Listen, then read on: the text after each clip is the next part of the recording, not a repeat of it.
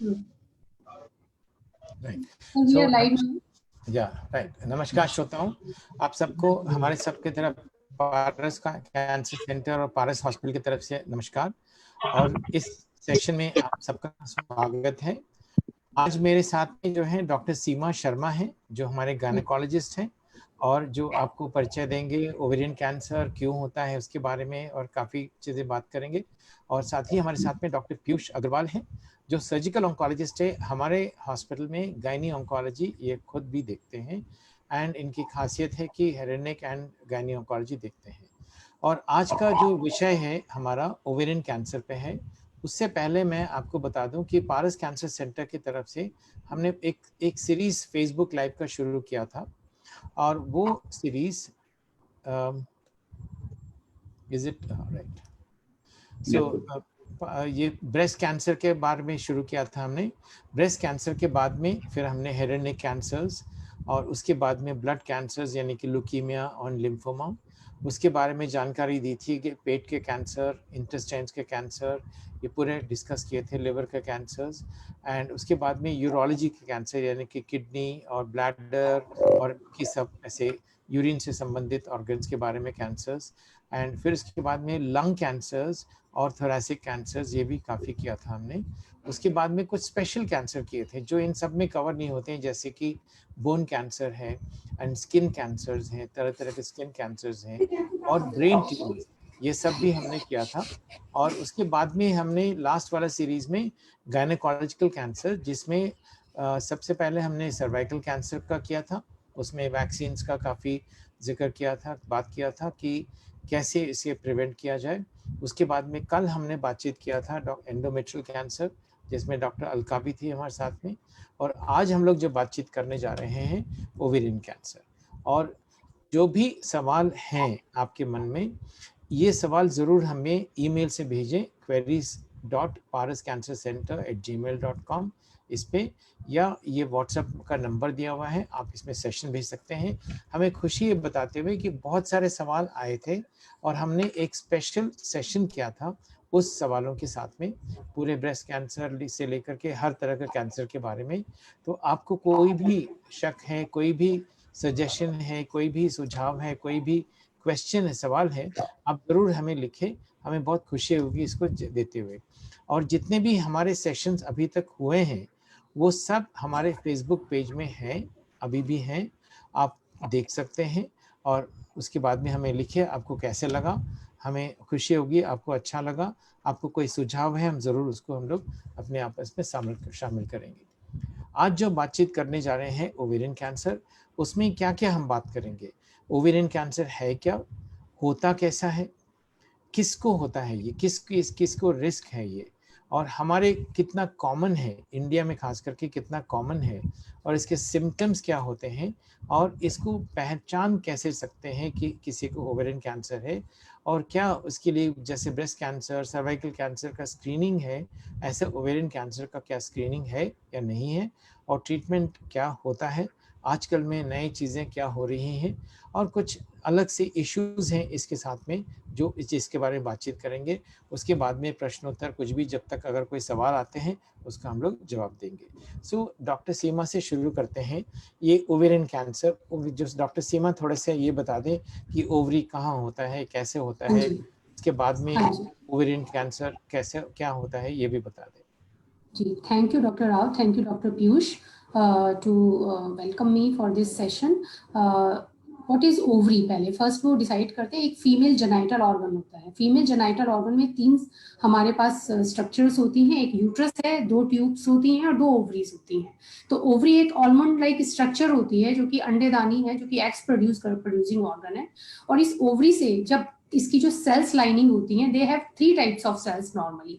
जब ये cells malignant हो जाती हैं, they starts producing cancer growth हो जाती है, तो इसी ओवरी से फॉर्मेशन की शुरुआत होती है। इसीलिए इसी ओवरी को हम कहते हैं कि ये right ovary, left ovary, 2 ovaries हैं, ये कैंसर प्रोड्यूस करती हैं। तो इस ओवरी के कैंसर को हम कहते हैं ओवेरियन कैंसर। यूजुअली ये फीमेल ऑर्गन है और इसी से ये बिगिंस करता है। यूजुअली जो सेल्स होती हैं ओवरी की, they are usually 3 type of cells होती हैं ओवरी में। जितने टाइप की सेल्स होती हैं, उस हर टाइप ऑफ सेल से different type of cancer grow कर सकता है। So these are the ovary. This is the female organ which starts producing growth, and then they becomes malignant, and these are called the ovarian cancer. या thank you doctor सीमा, बहुत अच्छे तरह से आपने बताया है।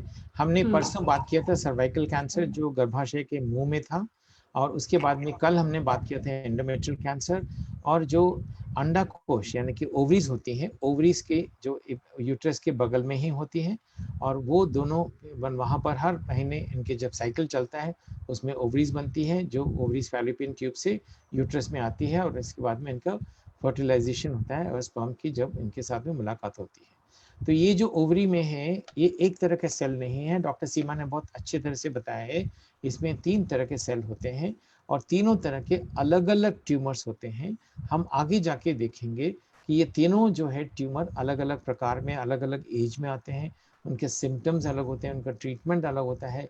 जानना हमें ज़रूरी है कि ये किस प्रकार का और कैंसर है ये। तो इसके बाद में हम आते हैं जो रिस्क फैक्टर्स, डॉक्टर सीमा और डॉक्टर पीयूष दोनों ही बताएंगे हमें एक के बाद एक कि इनके रिस्क फैक्टर किस किस को होता है, ये बताएं। डॉक्टर पीयूष से शुरू करें।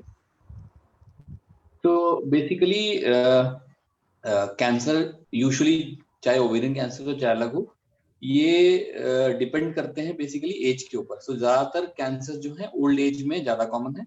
हालांकि ओवेरियन कैंसर यंग एज में देखे जा रहे हैं, पर इनकी जो ज्यादा संभावना है वो जैसे जैसे उम्र बढ़ती जाती है वैसे वैसे आपकी संभावना बढ़ जाती है। दूसरा आता है पैरिटी, यानी आपके बच्चे कितने हुए। अगर आपके बच्चे 26 साल से पहले कोई महिला प्रेगनेंसी फुल टर्म प्रेगनेंसी करती है तो उसका जो रिस्क है ओवेरियन कैंसर का और जो उसके बाद प्रेगनेंसी लेती है, उन दोनों के रिस्क में बहुत बड़ा डिफरेंस है। साथ ही अगर आपके कोई बच्चा नहीं हुआ है, आपकी लैक्टेशन प्रॉपर नहीं हुई है, बहुत डिलेड प्रेगनेंसी हुई है, तो ये सब जो है इंक्रीज रिस्क फैक्टर के रूप में जो है ऐड होते हैं। साथ में कुछ सिंड्रोम्स होते हैं, जैसे कि अगर किसी को स्तन का कैंसर हुआ है या कोलोरेक्टल कैंसर हुए हैं तो उन पेशेंट्स में एक इस तरीके के कैंसर होने की संभावना थोड़ी सी बढ़ जाती है। साथ में कुछ जेनेटिक सिंड्रोम्स होते हैं जिसकी हम टेस्टिंग भी करते हैं, BRCA1 BRCA2। इनकी वजह से संभावना 15% से लेकर 70% तक संभावना जो है लाइफ टाइम संभावना ओवेरियन कैंसर की बढ़ जाती है। चौथा फैक्टर आता है मोटापा यानी ओबेसिटी। तो ओबेसिटी एक बहुत इंपॉर्टेंट रिस्क फैक्टर है क्योंकि पेरिफेरल कन्वर्शन होता है, ये एस्ट्रोजन डिपेंडेंट मैलिग्नेंसी है। सो पेरिफेरल जितना कन्वर्शन होगा उतना जो है चांसेस इस कैंसर के बढ़ने की हो जाती है। साथ में हार्मोनल थेरेपी जो लेते हैं मीनोपॉज के बाद, उसकी वजह से होता है, वो डॉक्टर सीमा जो है हमको बेहतर तरीके से बता पाएंगे। Doctor Seema please. हाँ जी, हार्मोनल थेरेपी में मेनली जो थेरेपी हम सिर्फ एस्ट्रोजन थेरेपी देते हैं विदाउट प्रोजेस्टेरोन सपोर्ट, और अगर वो लॉन्ग टर्म दी जाती है तो उसके ज़्यादा प्रोडिस्पोजिशन होते हैं कैंसर बनने के। अगर हम प्रोजेस्टेरोन के साथ उसको एज ए प्रोटेक्टिव इफेक्ट देते हैं तो कैंसर के रिस्क उतने इसी हिसाब से कम हो जाते हैं। तो अगर unopposed estrogen in post menopausal women हम दे रहे हैं तो they are more likely to convert into a cancer cells. Fine. Besides this, there are certain other factor also, endometriosis, PCOS patients, इनमें भी एस्ट्रोजन की जो हाइपरप्लास्टिक जो एंडोमेट्रियम होती है ड्यू टू एस्ट्रोजन हाइपरप्लेस की वजह से, इसकी वजह से these patients they are also at high risk for the developing ovarian cancer. Thank you, आप दोनों ने बहुत अच्छी तरह से बताया है कि क्या है, और इसमें से कुछ फैक्टर्स हैं जो हम और आप कुछ भी नहीं कर पाएंगे। एजिंग प्रोसेस को रोक नहीं सकते हैं, फैमिली हिस्ट्री को हम लोग कुछ भी नहीं कर सकते हैं, अगर फैमिली हिस्ट्री है तो है। और फैमिली हिस्ट्री में जो सिंड्रोम्स होते हैं, डॉक्टर पीयूष ने जैसे बताया है, बहुत तरह तरह के होते हैं। कुछ फैमिलीज हैं सिर्फ उनमें ब्रेस्ट एंड ओवेरियन कैंसर्स होते हैं, कुछ फैमिलीज हैं ब्रेस्ट एंड ओवेरियन के अलावा endometrium, colon cancers, pancreatic cancers, prostate cancers, ये अलग अलग सिंड्रोम्स ये भी हो सकता है, और किसी में किसी भी तरह का कैंसर हो सकता है। तो यानी कि अलग अलग सिंड्रोम्स हैं, उसकी अच्छी तरह से स्टडी करने के बाद ही बताया जा सकता है कि ये सिंड्रोम के कारण है या अलग कारण है। ओबेसिटी एंड हार्मोन थेरेपी के बारे में बताया है। कभी कभी सवाल उठता है कि क्या स्मोकिंग जैसे ब्रेस्ट कैंसर रिलेटेड है, वैसे वो है नहीं है। टैल्कम पाउडर का भी use of talcum powder in the genital area और anywhere, it is not related, इसलिए हमने सामने ये क्रॉस लगाया हुआ है। ये दोनों इससे ओवेरियन कैंसर से रिलेटेड नहीं है। और ओवेरियन कैंसर और ब्रेस्ट कैंसर के जो रिस्क फैक्टर्स हैं वो करीब करीब सेम है, और जिनको ब्रेस्ट कैंसर हो सकता है उनको ओवेरियन कैंसर हो सकता है, जिनको ओवेरियन कैंसर होता है उनको ब्रेस्ट कैंसर हो सकता है। इसीलिए हम लोग हमेशा अगर ब्रेस्ट कैंसर किसी को हुआ है उनको गायनी चेकअप ज़रूर कराते हैं, ताकि अगर ओवेरियन कैंसर तो नहीं है वो चेक करने के लिए, वैसे ही जिनको ओवेरियन कैंसर हुआ है उनका ब्रेस्ट का चेकअप कराते हैं ज़रूर, क्योंकि पेशेंट सोचते हैं कि हमें क्यों चेक किया जा रहा है, क्योंकि वो दूसरे कैंसर होने की संभावना होती है, काफ़ी इसमें रिलेशनशिप है। फिर नेक्स्ट आते हैं हम लोग रिस्क कैसे कम किया जाए, रिस्क रिडक्शन, ओवेरियन कैंसर का रिस्क रिडक्शन कैसे किया जाए, डॉक्टर सीमा बता देंगे। प्रेगनेंसी इटसेल्फ जो आपने सर हाईलाइट किया, pregnancy and breast feeding. So patient जो मल्टी पैरिटी हैं, जिनकी रिपीटेडली प्रेगनेंसी होती गई हैं या जो फीड करा रहे हैं अपने बेबी को, इनका ओवेरियन स्टिमुलेशन कम होता है, जिसकी वजह से इनका एक प्रोटेक्टिव इफेक्ट होता है on the ovarian cancers. The second thing is oral pills. Oral contraceptive pills, the patients which देखा गया कि जो patients oral contraceptive pills regularly use कर रहे हैं, they keep the ovary on rest. So इनकी वजह से जो stimulation नहीं होता ओवरी का, उसकी वजह से the risk of ovarian cancer also reduces. Tubal ligation की थ्योरी ये कहती है कि जो सेल्स फ्रॉम द वेजाइना, जो कार्सिनोजेनिक सेल्स होती हैं, जो ट्रेवल करता है from the vagina to the uterus and to the ovarian surface, and they are likely to cause the ovarian cancer. तो जब हम ट्यूब को लाइगेट कर देते हैं तो ये सेल्स का माइग्रेशन खत्म हो जाता है, तो risk of ovarian cancer automatically थोड़ा कम हो जाता है पेशेंट्स में। द पेशेंट्स जिसमें हमने ओवरेक्टमी कर दी है ऑलरेडी, जिनकी ओवरीज निकल गई हैं, उनमें ओवेरियन कैंसर ऑलरेडी उनका रिस्क कम हो जाता है। एंड द मेडिसिन में the medicines, certain medicines, which medicines basically? I think basically hormones, otherwise for endometrial cancer ये है, इसमें तो कोई ऐसा they have a protective effect, right. So आपने बहुत अच्छा बताया है कि pregnancy and breast feeding. Doctor Seema and doctor Piyush मोबी बोथ, इसी आजकल को जो फैमिली प्लानिंग हो रखा है एंड आजकल के बच्चों की जो एवरेज है और पहले के एवरेज में बहुत फ़र्क है। जो अगर 50 साल पहले हम लोग किसी फैमिली को देखें, एक पेरेंट्स को कितने बच्चे होते थे, 4, 5, 6, एंड उन दिनों में ब्रेस्ट कैंसर, ओवेरियन कैंसर तो कोई देखने को मिलता भी नहीं था, बहुत कम होते थे। और ब्रेस्ट कैंसर किसको होता था? जिनके बच्चे नहीं थे या जिनकी शादी नहीं हुई है या जिनको देर से बच्चा हुआ है, जो बहुत कम मिलता था उन दिनों में, उनको होते थे ब्रेस्ट कैंसर। और अभी जो फैमिली नॉर्म्स बिल्कुल चेंज हो गए हैं। आई थिंक डॉक्टर सीमा आपने बहुत अच्छा बताया है कि प्रेगनेंसी एक पेशेंट को एक प्रोटेक्शन देता है, पर्सन को प्रोटेक्शन देता है अगेंस्ट द ब्रेस्ट कैंसर। मैं सही बोल रहा हूँ? That's right. yes sir, so breast cancer and ovarian cancer दोनों प्रोटेक्शन देते हैं। जब कम प्रेगनेंसी होती है तो बॉडी का जो एक्सपोजर है ईस्ट्रोजन से वो बहुत ज़्यादा होता है, और जिसके कारण हमें ये अपना क्या कहते हैं ब्रेस्ट कैंसर या ओवेरियन कैंसर होने के चांसेस रहते हैं। एंड ब्रेस्ट फीडिंग से भी ऐसे, breast feeding doctor Piyush, what is the relationship of breast feeding in this, कि कैसे वो ब्रेस्ट फीडिंग इसको प्रोटेक्ट करता है?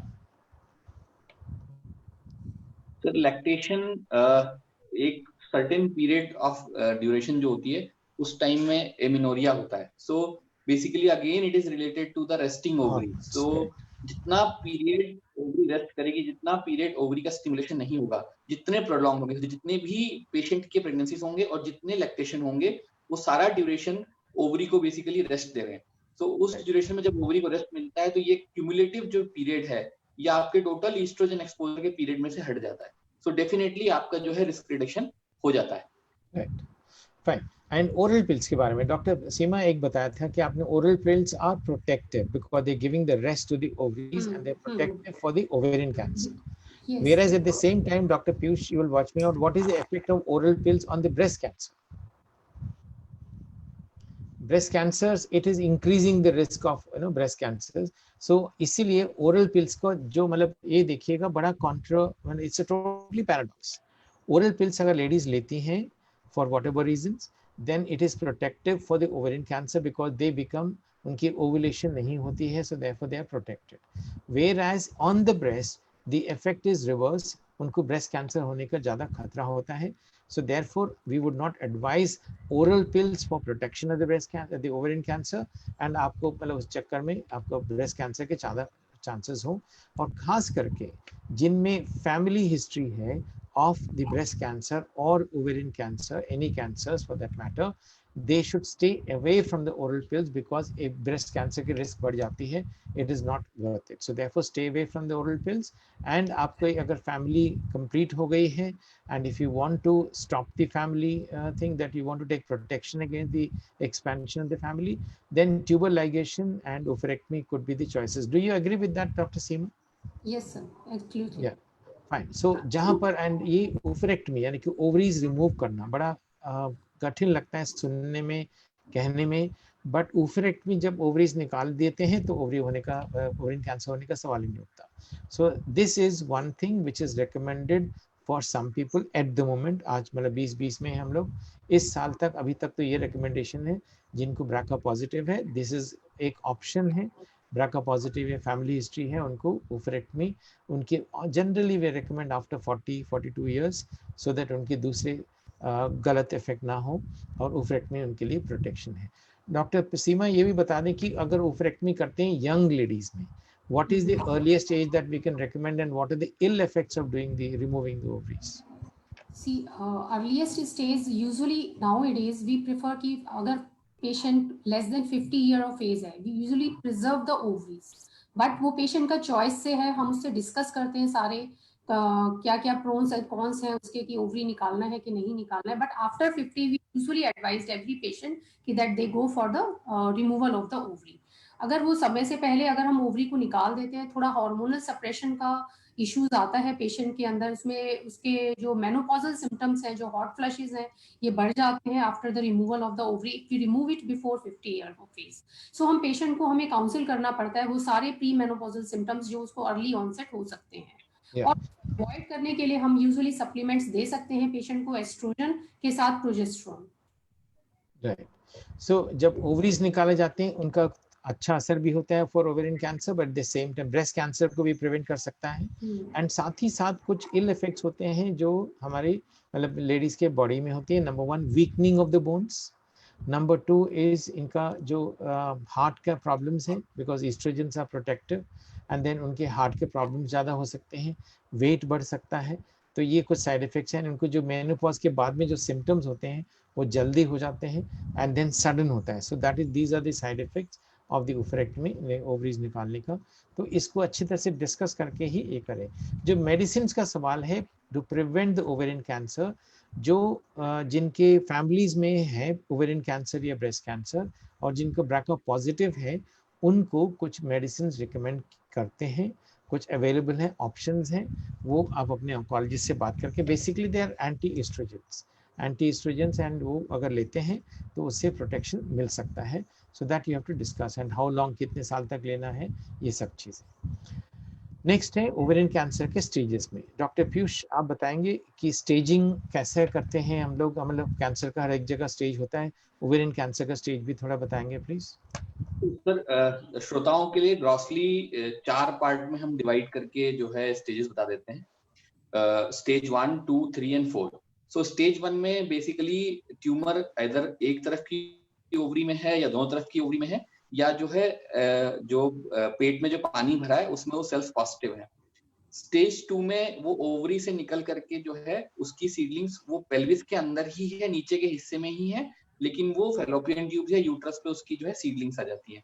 स्टेज 3 में वो सीडलिंग्स जो है वहां से निकल करके ऊपर के पेट की तरफ आ जाती है, लेकिन अभी भी वो पेट के अंदर ही बीमारी रहती है. स्टेज 4 में ये बीमारी पेट में से निकल करके दूसरे अंगों के अंदर जाके बैठ जाती है, फेफड़े में, फेफड़े के आसपास जो पानी भर रहा है, लीवर के अंदर, कहीं किसी हड्डी में. तो ये मोटा मोटा तौर पे इस तरीके से हम स्टेजिंग करते हैं. राइट. सो डॉक्टर सीमा, जब पेशेंट हमारे पास में आते हैं कोई सिम्टम्स के लिए, जब ओवेरियन कैंसर हम लोग सस्पेक्ट करते हैं, फिजिकल एग्जामिनेशन में आपको कैसे पता चलता है कि इनको ओवेरियन कैंसर हो सकता है और क्या स्टेज होगा? जी सर, ओवेरियन कैंसर के साथ एक बहुत बड़ी प्रॉब्लम ये है कि बहुत अर्ली स्टेज में पेशेंट ये आते नहीं हैं, डिटेक्ट नहीं होते. When the patient came, already they are in the late stage of the tumor. So it is a type of silent killer basically because it cannot be detected in the early stage. लेकिन ये patient हमें ही आके बताएगा जब कुछ unusual से symptoms अगर patient को होते हैं।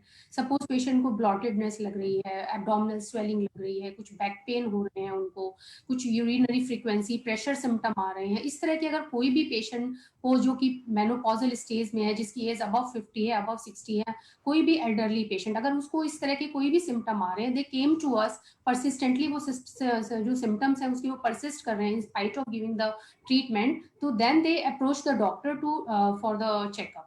So on examination usually patient को कोई lump मिल सकता है, abdominal lump मिल सकता है, grossly ascites, पेट के अंदर पानी भर जाता है जिसकी वजह से उनकी पेट फूल जाता है। पेशेंट को कंप्लेंट्स सिर्फ ये होती है कि उसको खाना नहीं पचता है, उसको एसिडिटी होती है, उसको हार्ट बर्न होता है, उसको वीकनेस लगती है बॉडी में, उसको बैकएक हो रहा है। सिर्फ वेग से सिम्टम्स होते हैं जो कि not related with the ovarian, कहीं से भी नहीं लगते। ऑन इन्वेस्टिगेशन ही, ऑन एग्जामिनेशन ही अगर हमें कोई लंप मिलता है, then only we can diagnose that it is a case of ovarian cancer या व्हाटएवर। उसके बाद हम फर्दर इन्वेस्टिगेशंस करा के ही हम इसको असली रियली में डायग्नोसिस तभी बन पाती है ऐसे पेशेंट्स की, specially this is true for the ovarian malignancies. Thank you. I think Seema आपने एक बहुत अच्छा पॉइंट बताया है कि ओवेरियन कैंसर का जो शुरुआत स्टेजेस में पेशेंट आते नहीं हैं या ये पकड़ा नहीं जा सकता। जैसा आपने देखा होगा स्टेज 1 में एक तरफ या दोनों तरफ छोटा सा ट्यूमर होता है ओवरी में, उससे कोई सिम्टम्स नहीं होती है। हो सकता है उनके पीरियड्स में थोड़ी इरेगुलरिटी हो सकता है थोड़ी सी कभी कभी स्पॉटिंग हो, एंड वो इतने माइनर सिम्टम्स हैं कि उसको शायद इग्नोर करते हैं और कोई दर्द वगैरह नहीं होता है, कोई और सिम्टम्स नहीं होते हैं, और क्योंकि इतना छोटा है ओवरीज के अंदर है किसी भी प्रकार का सिम्टम नहीं करते हैं। रिसेंटली हमने एक लेडी को देखा है, वो हर साल अपना अल्ट्रासाउंड कराते थे, और हर इस बार जो अल्ट्रासाउंड कराया था उनका ओवरी बड़ा था। और कभी भी सभी लोगों को एक एडवाइस है, अगर अपना अल्ट्रासाउंड कराते, कल डॉक्टर अलका ने भी बताया था, हर लेडी को 1 या 2 साल में, प्रेफरेबली हर 1 साल में एक अच्छा गायनी एग्जामिनेशन ज़रूर कराना चाहिए।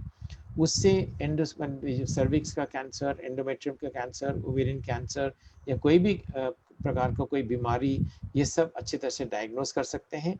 अगर अल्ट्रासाउंड होता है उसमें ओवरी बड़ा होता है, उसके बारे में ज़रूर चेकअप करवाएं।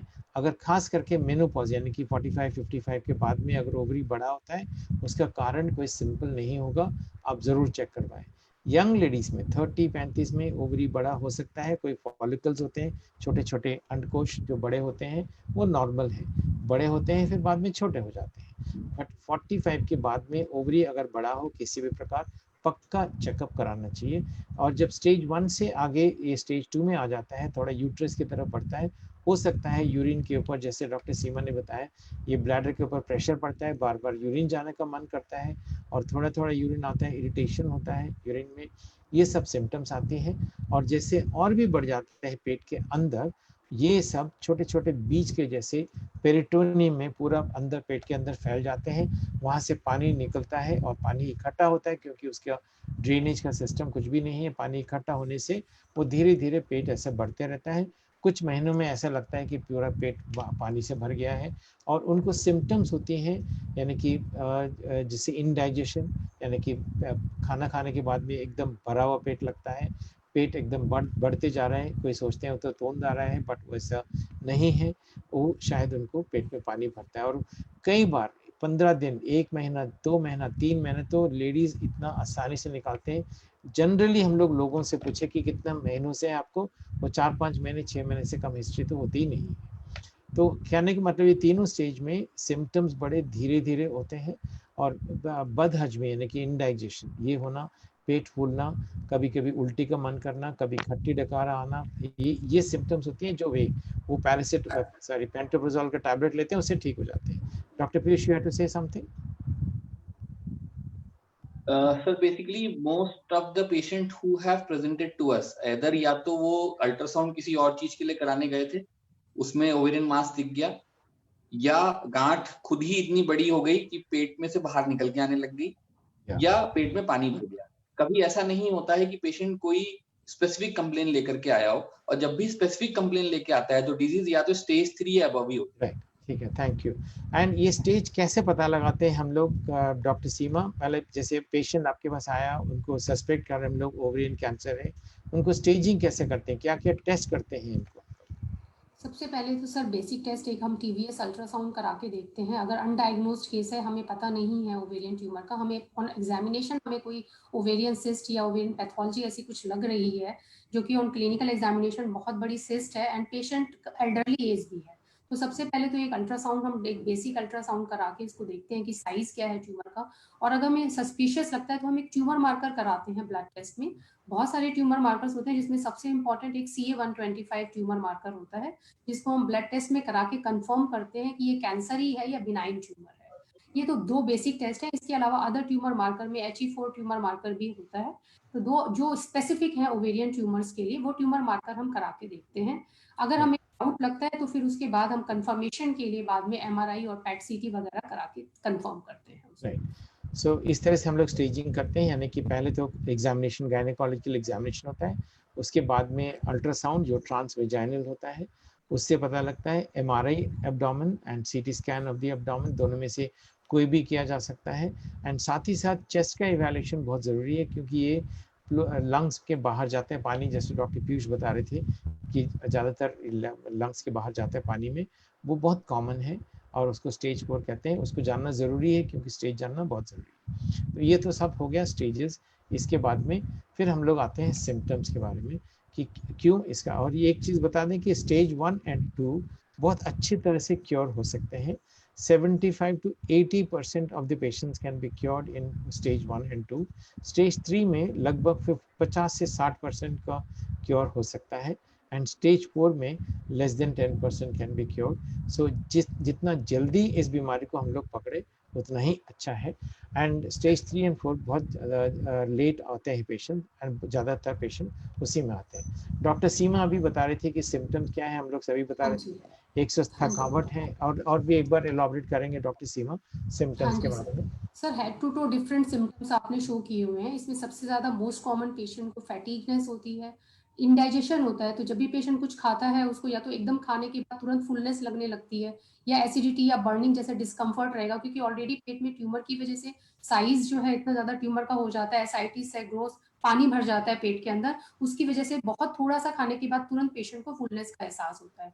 लॉस ऑफ एपेटाइट हो जाता है उसको फुलनेस के अलावा, और अनएक्सप्लेन्ड वेट लॉस होता है पेशेंट को, क्योंकि किसी चीज से एक्सप्लेन नहीं हो रहा है, कंटिन्यूअसली पेशेंट वेट लूज कर रही है।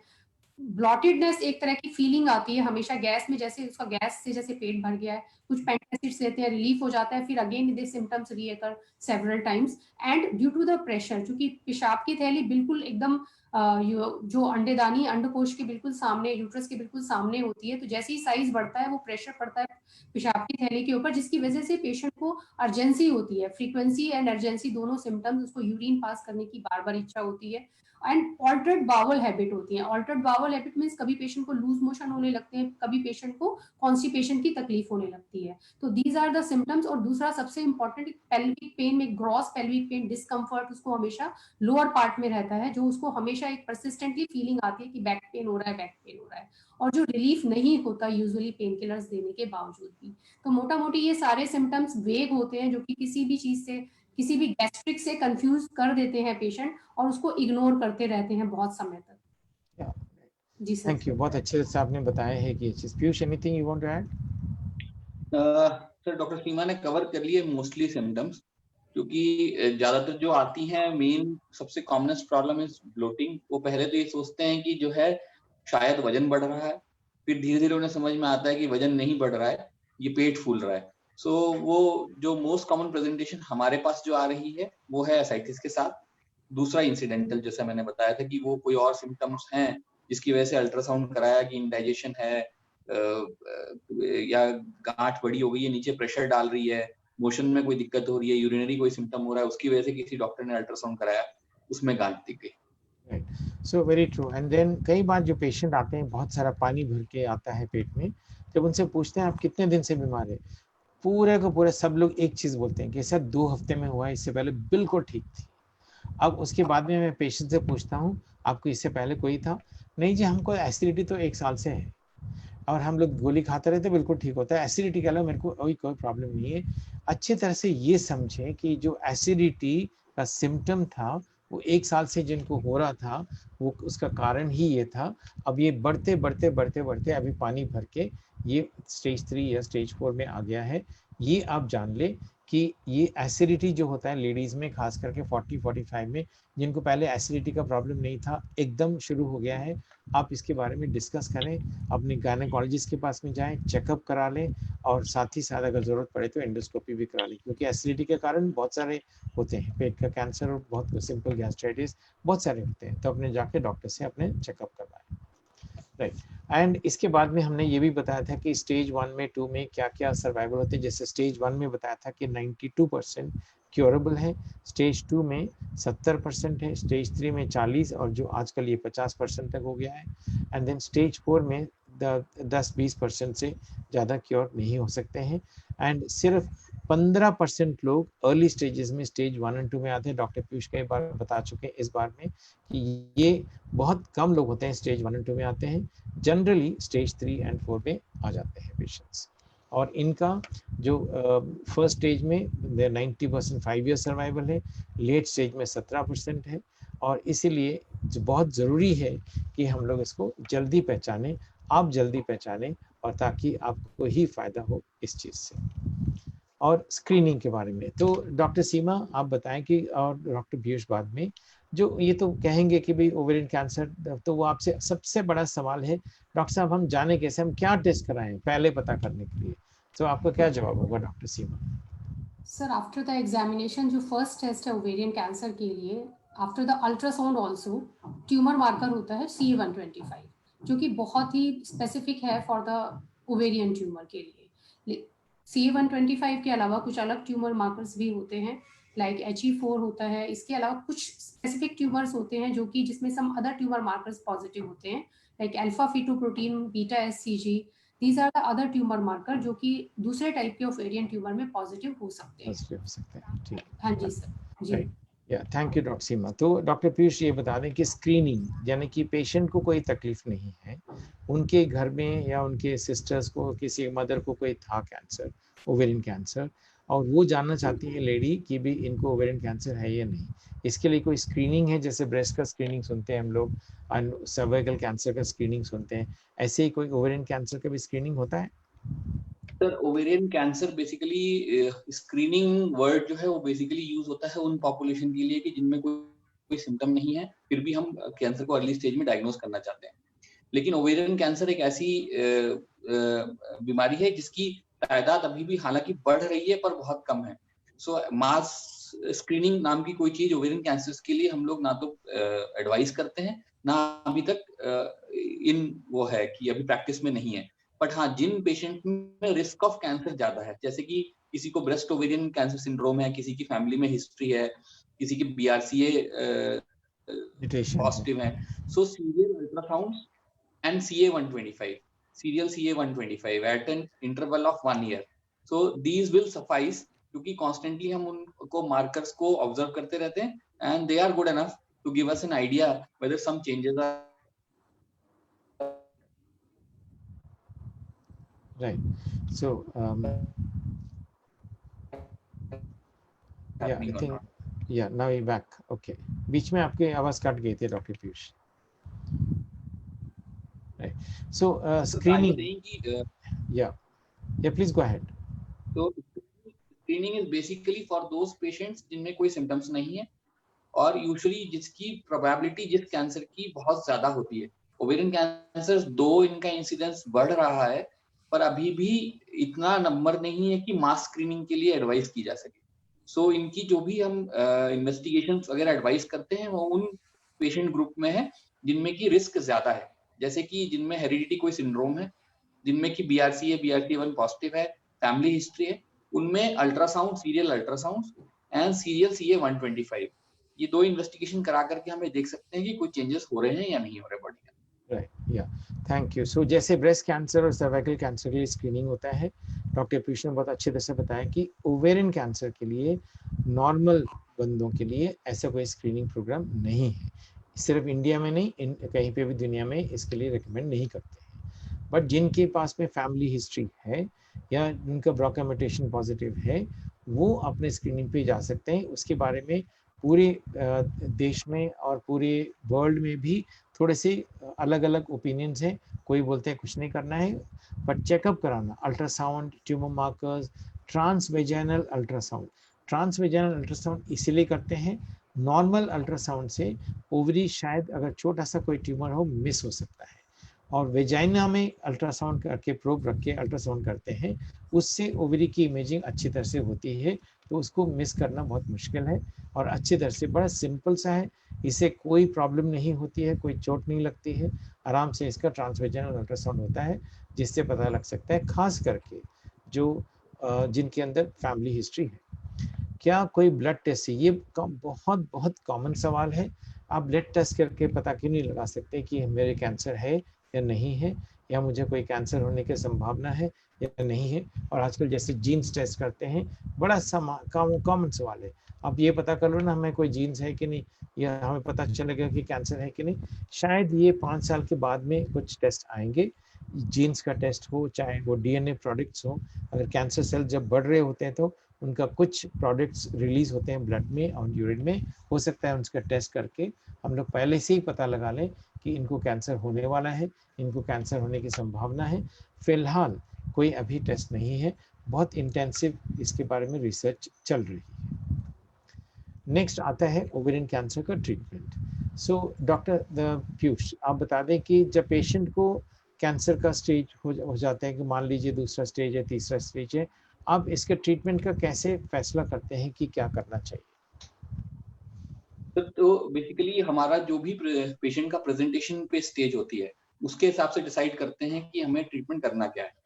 सो अगर पेशेंट हमारे पास आता है जिसमें कि डिजीज सिर्फ ओवरीज तक लिमिटेड है और कहीं बाहर नहीं फैली हुई है, तो उस कंडीशन में हम सर्जरी करते हैं, जिसे कि जिसमें हम स्टेजिंग लेप्रोटमी होती है। तो उसमें हम बेसिकली यूट्रस, दोनों फेलोपियन ट्यूब, ओवरी, दोनों तरफ के पेल्विक लिम्फ नोड्स, और यहाँ जो मेन खून की नस होती है जिसे एओर्टा कहते हैं, उसके आसपास के लिम्फ नोड की सैंपलिंग, और एक पेट में फैट का स्ट्रक्चर होता है जिसे हम कहते हैं ओमेंटम, हम उसको निकाल देते हैं और उसको निकाल करके जांच के लिए भेज देते हैं। अगर डिजीज अपफ्रंट हमें दिख रही है कि पेट में पानी है जो कि जिसके सेल्स पॉजिटिव हैं, या डिजीज पेट में अंतड़ी के आसपास कहीं फैली हुई है या ऊपर तक फैली हुई है, या फेफड़ों में कहीं पानी आ रहा है, तो उस कंडीशन में पहले हम रेफर करते हैं मेडिकल ऑन्कोलॉजिस्ट को, ताकि कीमो देख करके हम पहले डिजीज को डाउन स्टेज करें, उसको कंट्रोल में लें, और उसके बाद हम प्लानिंग करें सर्जरी की। सो ऐसी कंडीशंस में जो सर्जरी हम प्लान करते हैं उसे हम कहते हैं साइटोरेडक्टिव सर्जरी प्लस हाईपेक। हाईपेक वो एक तरीका है जिसमें कि पूरा पहले हम ट्यूमर कंप्लीट निकालते हैं, सारा जितना टिश्यू होता है, कहीं पर भी जो कहीं पे चिपका हुआ है, उसकी गांठें चिपकी हुई है, सारी निकालते हैं। फिर पेट में 90 मिनट के लिए गर्म करके कीमोथेरेपी जो है पेट के अंदर दौड़ाई जाती है। अब ये पाया गया है कि इस तरीके से सर्जरी करने पे पेशेंट को जो उसकी लाइफ की प्रोलॉन्गिविटी है वो बढ़ती है, पेशेंट की बीमारी वापस आने की संभावना कम हो जाती है, तो इससे पेशेंट को काफी फायदा होता है। राइट, तो ये हो गया, मतलब यानी कि ओवेरियन कैंसर का जो ट्रीटमेंट होता है मेन, वो सर्जरी और कीमोथेरेपी। पहले सर्जरी की अगर कर सकते हैं तो सर्जरी करना ज़्यादा उचित है, और किसी को बीमारी थोड़ी ज़्यादा होती है तो उनको पहले कीमोथेरेपी देते हैं और उसके बाद में सर्जरी करते हैं, दोनों ही ज़रूरी है। कई पेशेंट्स कंफ्यूज हो जाते हैं क्योंकि एक डॉक्टर का टीम बताता है कि पहले इनको कीमोथेरेपी दे दो, दूसरी टीम बताते हैं कि इनको सर्जरी करो, और ये इसमें ये डिफरेंस ऑफ ओपिनियन हो सकता है, इसमें कंफ्यूज ना हो और आप सेकंड ओपिनियन थर्ड ओपिनियन लेकर के कर लें। दोनों ही उस पेशेंट के लिए ठीक है, पर जब कीमोथेरेपी देते हैं सर्जरी थोड़ी आसान हो जाती है, और सर्जरी पहले से करते हैं तो कीमोथेरेपी अच्छा असर भी करते हैं। दोनों के अपने अपनी जगह पर एडवांटेज है, और डिपेंड करता है कि वो टीम कितने एक्सपर्ट हैं ऑपरेशन करने में। और दूसरा एक स्पेशलाइज्ड प्रोसीजर बताया डॉक्टर पीयूष ने, हाईपेक करके, ये 2-3 सिचुएशन में हम लोग करते हैं। अगर मान लीजिए बहुत एडवांस डिजीज़ है, पहले कीमोथेरेपी दे दिया, उसके बाद में ऑपरेशन किया, उस समय ऑपरेशन जब करेंगे ये हाईपेक करेंगे तो पेशेंट्स को फ़ायदा होता है, जितना भी उनका समय है उसमें 1 साल एक्स्ट्रा उनको मिल जाता है रिलैप्स से होने से पहले। और दूसरा है जब बीमारी वापस आती है, दोबारा आती है, जब दोबारा ऑपरेशन करते हैं उस समय भी अगर हाईपेक करें तो भी उनको फ़ायदा हो सकता है। हाईपेक एक स्पेशलाइज्ड प्रोसीजर है, एक तरह से पेट की धुलाई गर्म पानी से कीमोथेरेपी के साथ में एक इक्विपमेंट, स्पेशलाइज इक्विपमेंट के साथ में करते हैं। ऑपरेशन थिएटर में होता है, जब ऑपरेशन होता है उसी टाइम करते हैं, अलग से नहीं होता है। और इसके अलावा कुछ और भी हैं जो हाई प्रेशर के साथ में देते हैं, पाइपिक करके, वो कुछ बहुत ही एडवांस स्टेजेस में करते हैं। और कीमोथेरेपी स्टैंडर्ड होता है, कुछ दवाइयाँ जो पैक्लिटैक्सेल एंड कार्बोप्लाटिन वो देते हैं, आजकल 3 हफ्ते में देने का रिकमेंडेशन है। और रेडियोथेरेपी इसमें बहुत कम इसका यूटिलाइजेशन है, रेडियोथेरेपी बहुत कम में यूज़ करते हैं, पहले करते थे काफ़ी कुछ, आजकल रेडियोथेरेपी बहुत कम में इस्तेमाल किया जाता है ओवेरियन कैंसर में। टारगेटेड थेरेपी जहाँ तक सवाल है, टारगेटेड थेरेपी के कुछ एजेंट्स हैं जो इंजेक्शंस भी हैं, कुछ टैबलेट्स भी हैं, दोनों ही को ही इस्तेमाल किया जा सकता है ओवेरियन कैंसर में। और पूरा कीमोथेरेपी और सर्जरी होने के बाद जब पेशेंट बिल्कुल ठीक है, उस समय बेवोसिज़ुमैब करके एक टारगेटेड थेरेपी है, उसको हम लोग यूज़ करते हैं, या पैज़ोपेनिक टैबलेट यूज़ करते हैं। उस ट्रीटमेंट से उनको एक्स्ट्रा टाइम मिल जाता है, 6 महीने से 1 साल तक एक्स्ट्रा टाइम मिलता है। ये हुआ कीमोथेरेपी और टारगेटेड थेरेपी के बारे में। कुछ नई दवाइयाँ आई हुई हैं जिनको ब्राका पॉजिटिव है, उनमें अलग तरह के टैबलेट दिए जाते हैं, और वो टैबलेट से उनको काफ़ी फ़ायदा होता है जो ब्राका पॉजिटिव है। ब्राका नेगेटिव है, उनमें ये वाली दवाइयों का कोई रोल नहीं है। तो ये हुआ ट्रीटमेंट के बारे में। कुछ और है इशू जो प्रोग्नोसिस के बारे में। प्रोग्नोसिस के बारे में भी बताया कि स्टेज 1 एंड 2 में बहुत अच्छे पेशेंट्स नंबर अच्छे मात्रा में क्योर हो जाते हैं। स्टेज 3 एंड 4 में थोड़ा कम होते हैं। स्टेज 4 में 10 से 15%, 20% तक क्योर हो सकते हैं, और स्टेज 3 में 40 से 60% के बीच में वो क्योर हो सकते हैं। एंड इनका रिकरेंस के बारे में क्या है, डॉक्टर पीयूष बताएंगे थोड़ा रिकरेंस के बारे में? अर्ली स्टेज में ऑपरेट करते हैं, अगर अर्ली स्टेज में पेशेंट आता है, ट्रीटमेंट लेता है, तो रिकरेंस रेट यूजुअली बहुत कम होते हैं, अंडर 10% होते हैं। पर यही जब एडवांस डिजीज में आता है, स्टेज 3 या आगे, तो वही रिकरेंस रेट बढ़ करके जो है 10% से बढ़ करके 30 से लेके 50% तक की जो है रिकरेंस रेट होती है। सब डिपेंड करता है कि बेसिकली हिस्टोलॉजी क्या है। कुछ कैंसर्स अच्छे होते हैं, उनके वापस आने की संभावना कम हो जाती है। कुछ कैंसर्स बाय नेचर खराब होते हैं, एग्रेसिव होते हैं, उनके वापस आने की संभावना दूसरे कैंसर के मुकाबले ज्यादा होती है। राइट। और इसके बाद में जब एक बार पेशेंट का ऑपरेशन हो गया है और उसका पूरा कंप्लीट हो गया, फॉलोअप कैसे करते हैं आप? सर यूजुअली सबसे ज्यादा चांसेस जो है रिकरेंस के वो होते हैं फर्स्ट 2 इयर्स में। तो जो भी इंटेंसिव फॉलोअप है वो फर्स्ट 2 साल में बहुत इंटेंसिव फॉलोअप रहता है। तो उस टाइम पे हम मरीज को यूजुअली 2 से 3 महीने में हम जो है बुला करके देखते हैं, और 6 महीने में जांचें करा के देखते हैं, सिम्टम्स को भी असेस करते रहते हैं। फिर ये ड्यूरेशन बढ़ करके 4 से 6 महीने हो जाती है, और उसके बाद फिर हम 1-1 साल में बुला करके देखते हैं, और इन बिटवीन जैसे रिक्वायर्ड है वैसे टेस्ट हम करवाते जाते हैं। और आजकल हर एक पेशेंट ओवेरियन कैंसर का, उनके लिए एक रिकमेंडेशन है कि ब्राका टेस्टिंग कराएं। वो एक ब्लड टेस्ट होता है, और ब्राका का मतलब है ब्रेस्ट कैंसर जीन, जो कि ब्रेस्ट कैंसर जीन ब्राका 1 और ब्राका 2 दो होते हैं। ब्राका 2 से ओवेरियन कैंसर होने के ज़्यादा चांसेस हैं, और पेशेंट्स के ब्लड के टेस्ट के द्वारा किया जाता है ये ब्राका 1, ब्राका 2, और भी कई और जीन्स हैं, फेमिलियल जीन्स, उन सब का टेस्ट कर सकते हैं। जीन टेस्ट करने से कुछ हद तक पेशेंट को फ़ायदा होता है, और कुछ हद तक फैमिली को फ़ायदा होता है। पेशेंट को क्या फ़ायदा होता है, अगर ब्राका पॉजिटिव है, उनका आउटलुक यानी कि उनकी रिजल्ट्स ट्रीटमेंट के थोड़ा ज़्यादा अच्छे रहते हैं। ब्राका नेगेटिव है, उनके रिजल्ट्स इतने अच्छे नहीं होते जितना ब्राका पॉजिटिव का है। एक तो ये हुआ। दूसरा, जो ब्राका पॉजिटिव है उनमें कुछ टैबलेट्स का यूज़ कर सकते हैं, जो ओलापैरिब एंड कुछ पार्क इनहिबिटर्स का ग्रुप बोलते हैं। आजकल बहुत सारी आई हैं, 3 तरह की दवाइयाँ आई है, उनमें से एक जो है इंडिया में अवेलेबल है। वो अगर देते हैं पूरा ट्रीटमेंट होने के बाद में 1 साल तक, उनको काफ़ी फ़ायदा होता है, उनकी सर्वाइवल अच्छी होती है। तो ये हो गया कुछ इश्यूज़। कुछ और इश्यूज़ होते हैं, इसके बारे में डॉक्टर सीमा बताएंगे। क्या ओवेरियन कैंसर एक ही तरह के होते हैं या अलग अलग तरीके के होते हैं, डॉक्टर सीमा? जी सर, जैसे कि हमने शुरुआत में पढ़ा था कि ओवरीज में 3 तरह की सेल्स होती हैं। तो ये 3 तरह की सेल्स 3 तरह के टाइप ऑफ ट्यूमर्स प्रोड्यूस करती हैं ओवरी के। तो they are 3 different type of tumours. सबसे बाहर की जो लाइनिंग होती है ओवरी की, उसको हम एपिथेलियल लेयर कहते हैं। तो जो उससे जो भी ट्यूमर्स उससे बनते हैं उसको हम कहते हैं एपिथेलियल ट्यूमर्स। दूसरा जो लेयर होता है वो होता है जर्म सेल्स और जो हमारी जो एक्स प्रोड्यूसिंग जो सेल्स होती हैं उनसे जो ट्यूमर बनते हैं उनको हम जर्म सेल्स ट्यूमर्स कहते हैं। और एक होता है स्ट्रोमल सेल्स ट्यूमर जो कनेक्ट कर रहा है, जो सेल्स को कनेक्टिंग सेल्स को जो कलेक्ट कर रहा है उसको हम कहते हैं स्ट्रोमल सेल्स, जो उससे प्रोड्यूस होंगे ट्यूमर्स उसको हम कहते हैं stromal cells tumours. Variety of tumours from the ovary according to the 3 type of sales.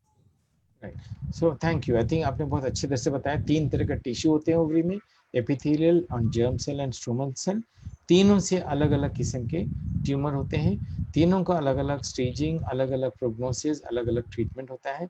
Operation सभी में करना पड़ता है और बट ट्रीटमेंट जो कीमोथेरेपी देते हैं वो अलग अलग होता है। एक और टर्म है बॉर्डर लाइन, डॉक्टर पीयूष थोड़ा बताएंगे। ये बॉर्डर लाइन करके आता है कई बार कि ये पेशेंट्स को बहुत कंफ्यूज कर देता है, जितना ही डॉक्टर्स को भी करता है। ऑपरेशन करके उसके बाद आता है बॉर्डर लाइन मैलिग्नेंसी, इसका क्या मतलब होता है? So basically these are the tumors, sir, in which there is propensity of these tumors to basically behave better than the other tumors and इनकी spread comparatively कम होती है। So they are somewhere between, not exactly जो एक nature of malignancy होती है कि rapid spread की, उस nature के against है, but still you cannot call them entirely कि ये safe है। So ये नहीं कर सकते कि borderline है तो आपने जो है एक पार्ट निकाल करके आप में से सेव करके निकल गए।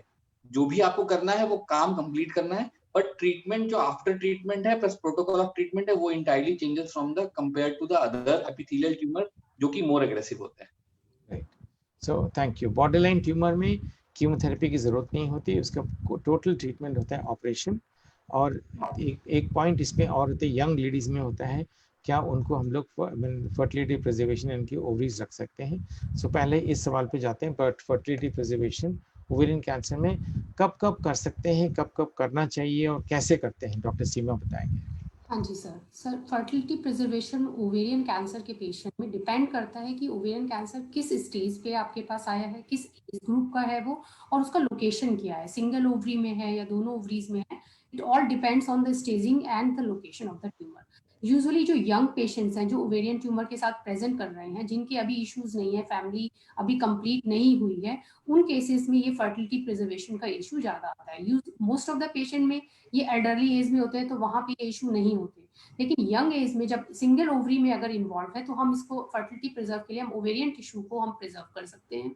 इसमें डिफरेंट मेथड्स होते हैं, या तो हम ओवेरियन टिश्यू को एक प्रिजर्व कर लें, एक तो सर्जरी हुई, सपोज ओवरी सिंगल ओवरी में लिमिटेड है, सिंगल ओवरी का अगर कैंसर है तो हम दूसरी सिर्फ एक यूनिलेटरल हम साइड की ओवरी को निकाल के दूसरी ओवरी को प्रिजर्व कर सकते हैं।